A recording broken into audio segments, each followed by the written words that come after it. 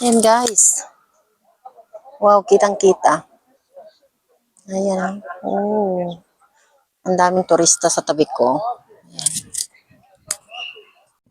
Ay, sayang. Sana kitang-kita ang view. Panira yung isang kahoy. Ayan oh. Pero it's okay. Ang ganda talaga ng naturalisa. Biro mo, sadyang napakaganda.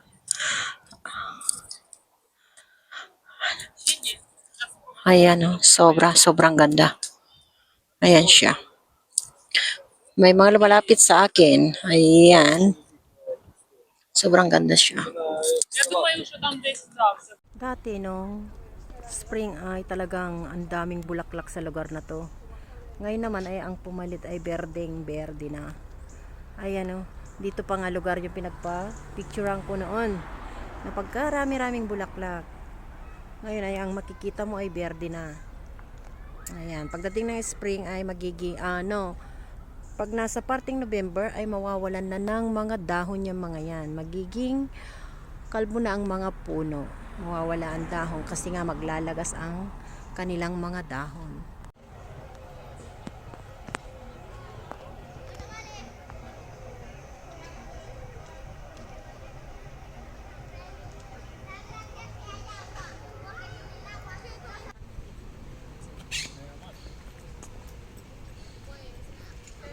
Ganda, oh. Diyan ako sumakay kanina.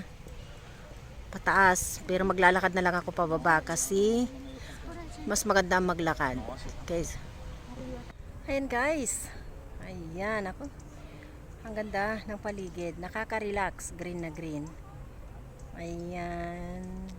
Tignan nyo naman ang paligid ko sa ngayon. Ang daming palmera. Dito ako mano kasi medyo mainit at sobrang humid. Kaya yan. Ayan ang aking kapaligiran sa ngayon. Ang ganda. Sobra.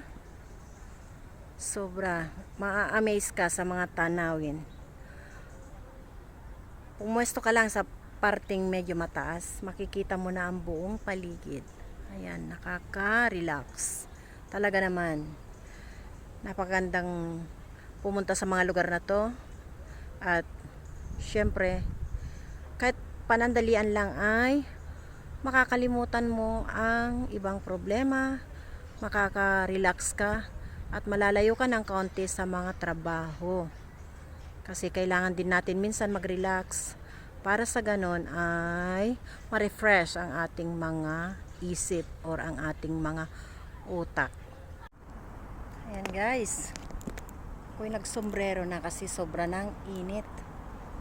Ayan ang inyong makikita sa ngayon. Hindi na ako nakalis dito para mag-video kasi napakaganda. It's so amazing.